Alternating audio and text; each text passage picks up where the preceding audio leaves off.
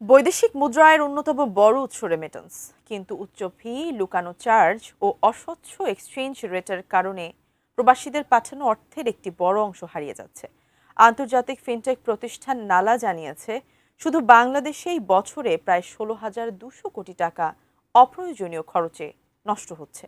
2024 সালে বৈশ্বিক রেমিটেন্সের পরিমাণ দাঁড়িয়েছে প্রায় $905 বিলিয়ন। এর মধ্যে বিশ্বব্যাপী অপচয় হয়েছে প্রায় $57 বিলিয়ন। একই সময়ে বাংলাদেশি প্রবাসীরা পাঠিয়েছেন $26.9 বিলিয়ন। নালার হিসাবে এর মধ্যে $1.48 বিলিয়ন হারিয়েছে অতিরিক্ত ফি ও কম রেটে। এ অঙ্ক দেশের বার্ষিক বাজেটের 2.025% এবং জিডিপির 0.33%-এর সমান। শনিবার রাজধানীর সোনারগাঁ হোটেলের আয়োজিত এক অনুষ্ঠানে এই তথ্য তুলে ধরে প্রতিষ্ঠানটি।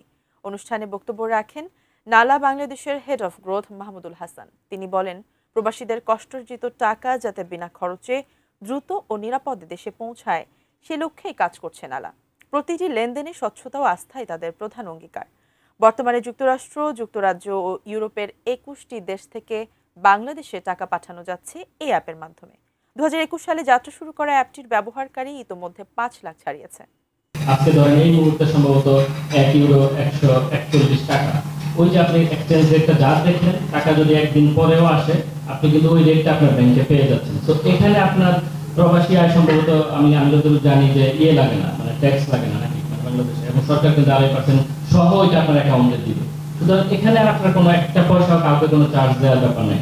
না আপনার বিদেশের পার্টি, ধরেন আমি জার্মানি থাকি, আমি আমার ফ্যামিলিকে যদি বাংলাদেশে টাকা পাঠাই, আমার ওখানেও কোনো চার্জ দেওয়া লাগবে না, আমার ফ্যামিলিও কাউকে চার্জ দেবে না। আমি যখন আমার মাকে বাংলা ব্যাংকে টাকাটা পাঠাই, উনি ওই সমপরিমাণে অ্যামাউন্টটা পেয়ে যাচ্ছেন।